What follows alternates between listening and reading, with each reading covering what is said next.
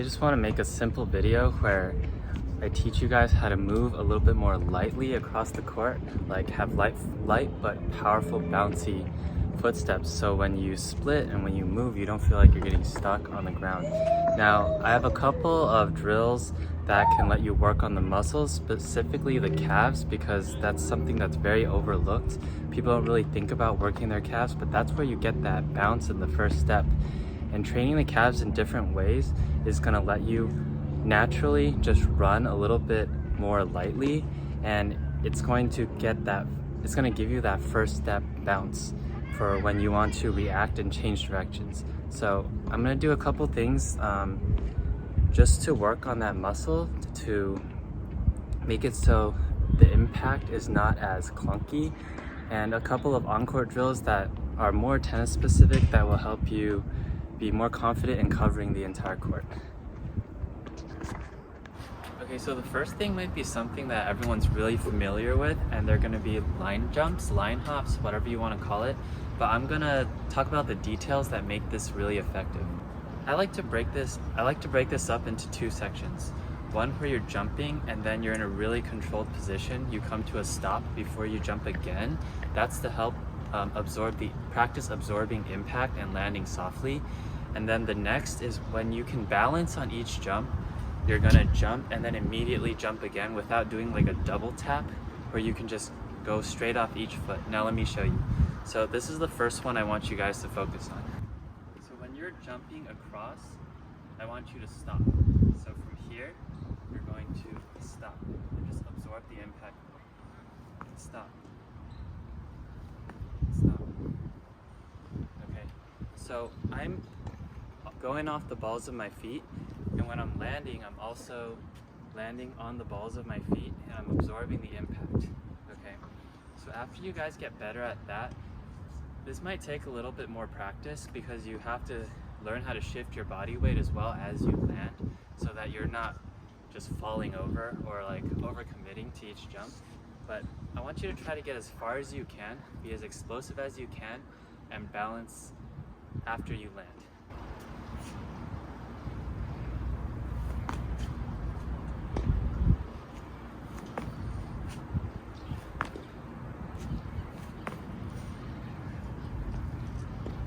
Alright, so maximum effort jumps, they really do take a lot more effort to right yourself after you go, but doing this is really gonna train your muscles to absorb the impact and not just clunk down when they hit the ground. Now, you wanna do more than the reps I just showed you. Do as many as it takes you to feel comfortable. And then after you're comfortable with controlling your jump, then we're gonna move on to the next exercise. One other thing is you don't need to go as far as you can. If you find it hard to balance, start with a smaller range, but set yourself a distance. Don't just like step side to side. Like really put some bounce into your step. Now after you get used to that, I'm gonna use the lines. I'm not gonna go too far. So after you get used to the controlled, you can bounce right back, but I don't want you to double hop on each foot. It's only one step with each foot. So I'm gonna show you right now.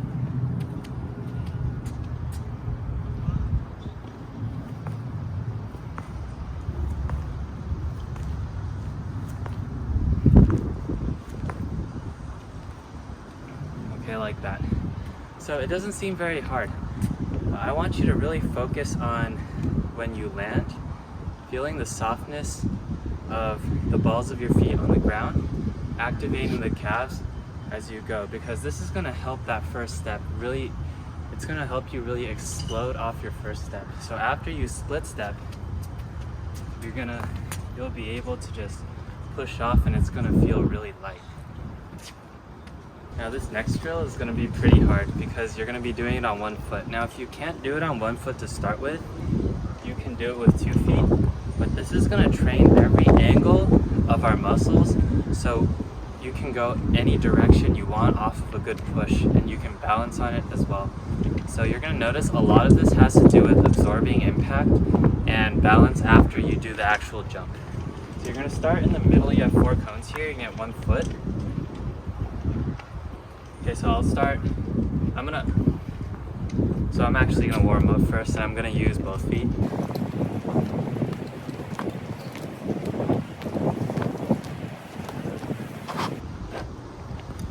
Okay, so one foot's gonna be significantly harder. I might mess up, haven't done this in a while, but this is a really good drill. If you can master this, your footsteps will be light on the court for sure.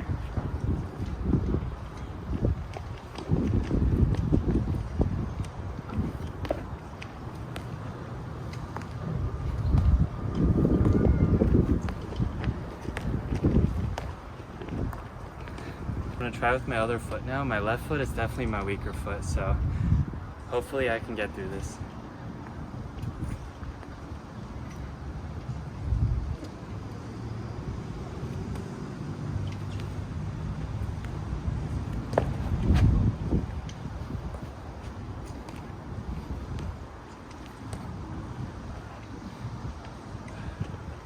I'm gonna do it again with my left foot. Not warmed up yet, that's all.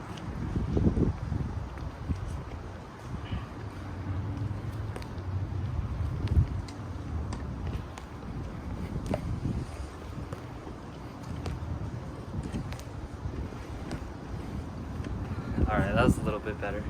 But yeah, this drill will allow you to be really strong because you're lifting your whole body with one foot, but you're also absorbing the impact like we talked about so much so far. You're absorbing the impact just off of one foot, controlling it, activating every muscle around that calf to push off in every direction. Now this will really help not only your side to side movement, but your up and back movement, diagonal. It'll let you really react quick to any direction you want. This is really, really helpful because it'll really have you feel the momentum of you coming down and then pushing to one side or another. So here's one really simple thing you can do. All you need is a solid surface.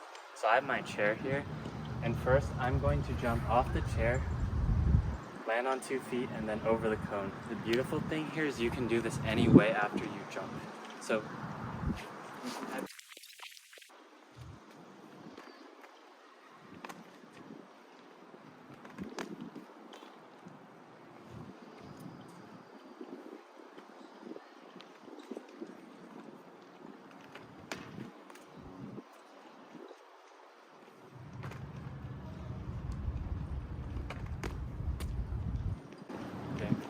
after you get used to that, not so scared of heights, one leg.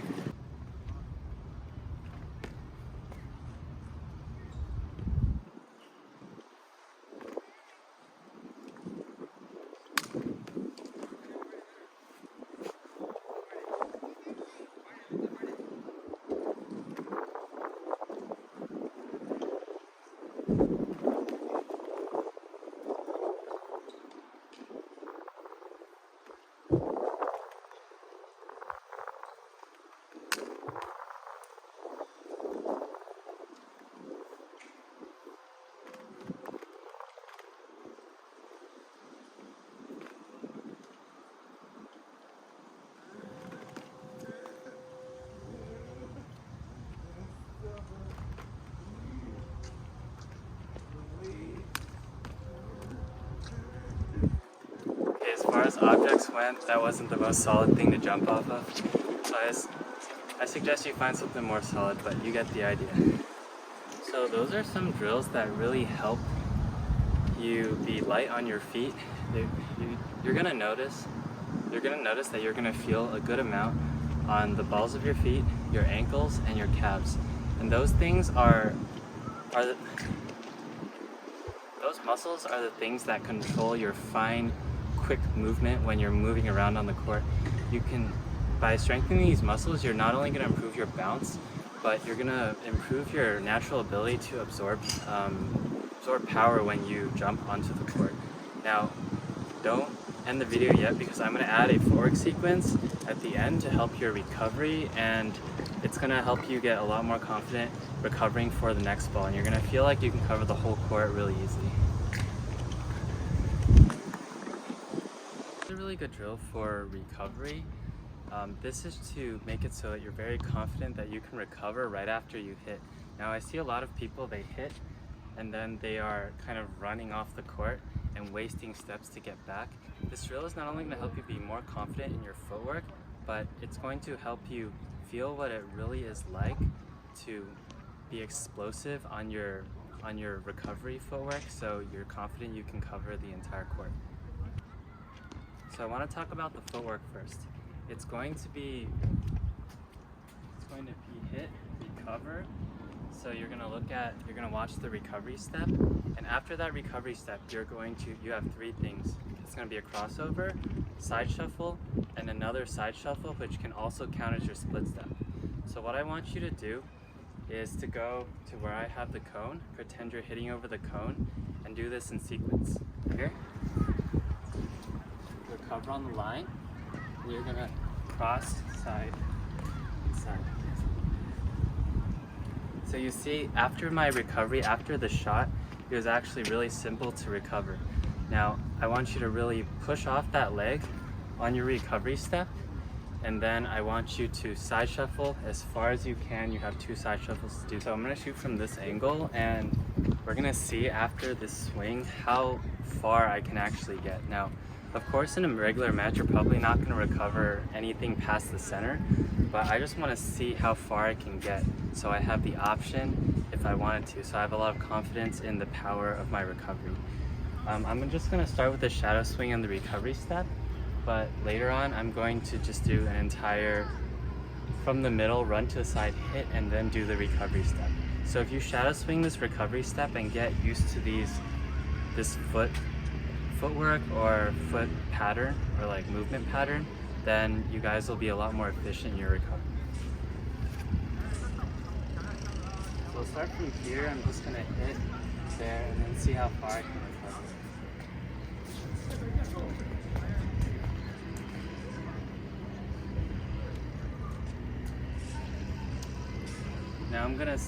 Now I'm gonna push harder and see if I can get even further than that, because that was pretty casual.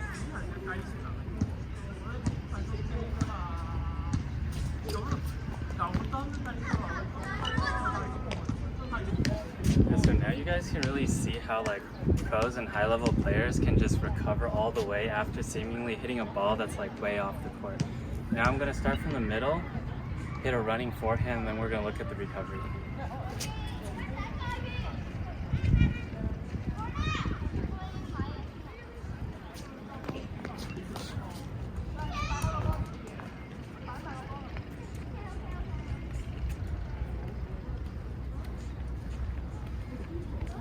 So there you have it. Like, that is the secret to good movement. It's actually not that complicated, and I wouldn't say your legs need to be excessively strong, but if you're gonna run really fast to the side, you do have to hit the recovery step and be strong enough to push off. But the next 2 steps, a lot of it is in your calves, and you want a lot of bounce in your calves. So when you're doing this step and you side shuffle, you need to be on the front of your feet here. Okay, so that's what you really want to feel. You want to feel this muscle. And if you can get that down, then you can get as far as you want, really. And then it just becomes up to, then you can think about what shot you want to hit instead of just like, am I going to get back or not? So I hope you guys enjoyed that footwork segment, or not really footwork, but training your feet to be light. Now before you guys go, I want to do a thing where I have a bunch of my subscribers send me their videos of forehands, and I'm going to pick 5 forehands and review and talk about them in my next video. So if you guys want a chance to just have me talk about your forehand for free, then send me your forehands. I want a video of you guys hitting forehands during a point, or like cross courts and stuff, not just fed ball and not just one forehand. Alright, so I can actually see the totality of what your forehand looks like when you're playing. But I will pick 5 forehands, and if 5 people don't send me their forehands, I will take what I get. But it is gonna rain for the next week, and I want to be able to still put out some educational content for you guys. So hopefully people send me their forehands, and don't forget to like and subscribe. Peace out, guys. You can finish watching me miss balls. Okay, we're done. Goodbye.